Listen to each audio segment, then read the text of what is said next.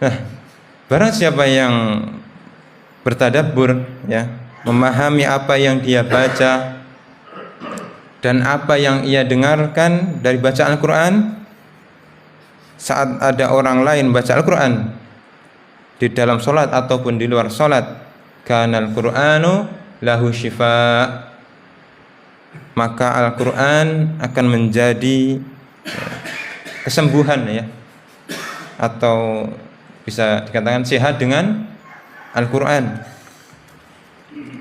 Fastaghna bila malin, ya, dia akan menjadi kaya walaupun tanpa harta. Setunggal menjadi kesembuhan kalih napa? Kaya tanpa harta.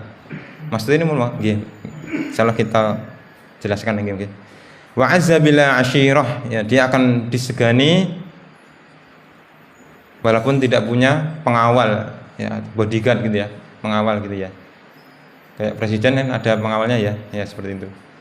Ataupun ya itu orang yang punya bodyguard biasanya diikuti para pengawalnya. Kemudian wa anisa bima yastauhishu minhu ghairuhu, dia akan merasa tenang sekalipun orang-orang pada ketakutan. Taib, siapapun yang baca Al-Quran dengan tadabbur, ya, maka ia akan mendapatkan 4 hal ini: sehat, ya, kaya, disegani, dan apa? Tenang. Pripun, Pak? Sampun angsal sedaya niki, Pak, sekawan niki, Bu. Nggih, napa setunggal, nembe setunggal, napa kalih, napa 3, napa dereng? Apa pun sedaya? Nggih.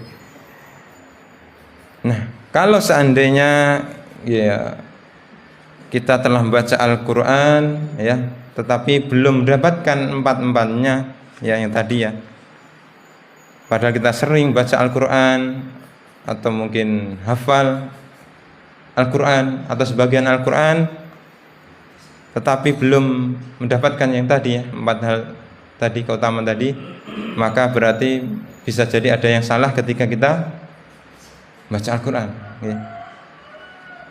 Ya, kurang fokus, tidak fokus ataupun tidak tadabbur ketika membaca Al-Quran tadi, ya. Contohnya bagaimana? Ya, ketika kita contohnya yang mendengarkan imam, ya, tahsin itu kan bagus nggih, Pak nggih. Ten musala mriki riyen enten nggih, Pak nggih, Bang Sing nggih. Tasih mboten, Pak? Lanjut mboten nggih. Dereng nggih. Nggih. Tahsin niku sae nggih. Khairukum man ta'allamal Qur'ana wa 'allamah. Sebaik-baik kalian adalah orang yang mempelajari Al-Qur'an dan mengajarkannya. Ini, ya. Akan tapi ketika kita mendengarkan imam contohnya, ya, maka ya seharusnya fokus kita memahami apa yang dibaca sang imam, ya. Kalau gagal fokus gimana? Wah, itu kayaknya panjangnya kurang setengah kayaknya, ya. Harusnya dibaca 5 harokat, cuman dibaca gitu, Pak, 4,5 harokat. Wah.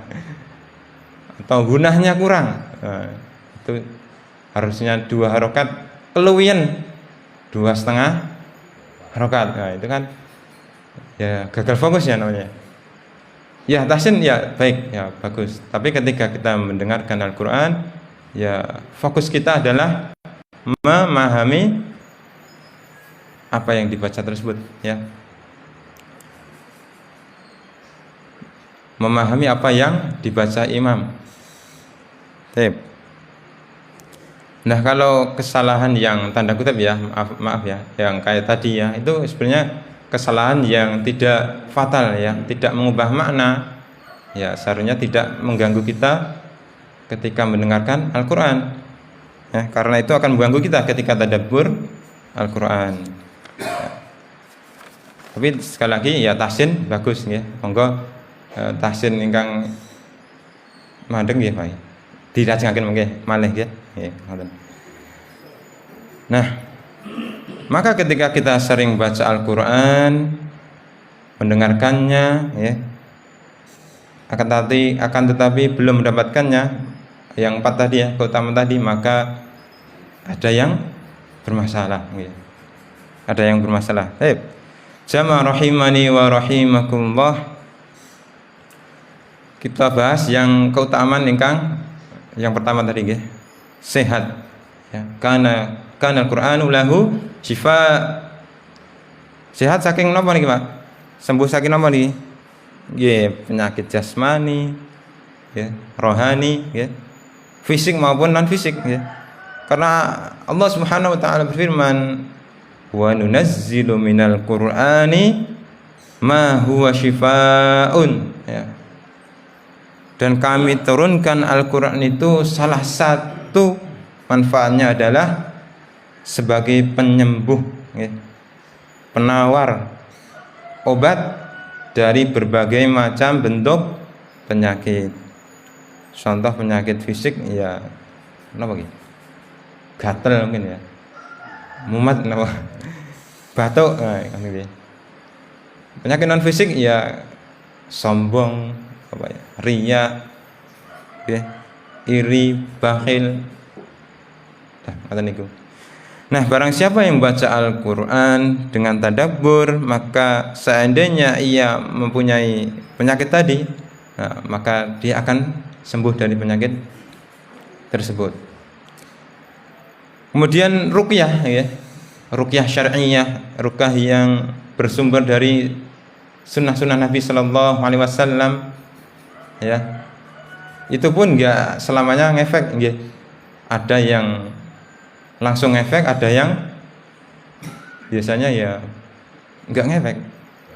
Lah mergo niku Pak gini ya. Ketika membacanya dengan tadabbur, memahami ayat-ayatnya, makna-maknanya, maka biasanya lebih akan ngefek gitu, daripada yang kurang tadabbur ketika membacanya. Langsung nomor kali kotaan pun gimana kok kaya. Maksudnya pun kaya napa Pak? Nah itu guru-guru Quran kok mboten kaya. Maksudnya pun gimana kok kaya hati. Oke. Mboten kaya harta niki Ustaz. Ya, kaya hati. Maksudnya gini kok kona ya. Kalau disuruh pilih pundi Pak? Kaya hati napa kaya uang? Ya. Kalau bisa dua-duanya ya. Kaya hati, kaya duitnya juga ya. Gitu. Nah, tapi kalau dua-duanya enggak bisa, istilahnya belum bisa, maka yang bisa kita kejar, yang pokoknya adalah kaya hati ya. Jangan sudah miskin tapi miskin hati ya, wah sengsara ya, naudzubillah. Jadi maka yang bisa kita kejar adalah kaya hati. Dengan apa? Ya dengan membaca Al-Quran dan dengan plus mentadabburinya ya. Ketika kita membaca Al-Quran dengan tadabbur, tentunya kita akan mengetahui ya, bahwa Allah Subhanahu wa taala membagi-bagi rizki ini ya, rizkinya kepada seluruh hambanya dengan qadar ya, dengan kadar yang sudah ditentukan oleh Allah Subhanahu wa taala ya. Contohipun dinten punika hasil kita 50.000 napa 100.000 ya.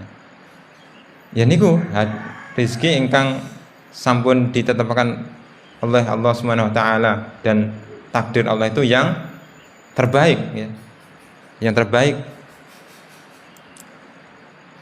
Nah, dari situlah ya qanaah terbangun ya.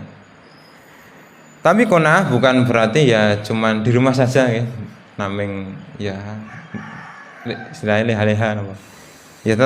Tetap qanaah itu ya dengan bekerja, berusaha ya. Dalam ayat disebutkan fantashiru fil ard ya. Setelah sholat Jumat kita diperintahkan untuk bertebaran untuk mencari rezeki Allah. Maksudnya ya bekerja ya. Dan kerja dan qanaah itu bukanlah suatu hal-hal yang bertentangan, ya. Suatu yang selaras, ya. هذا القرآن يوحدنا لطريق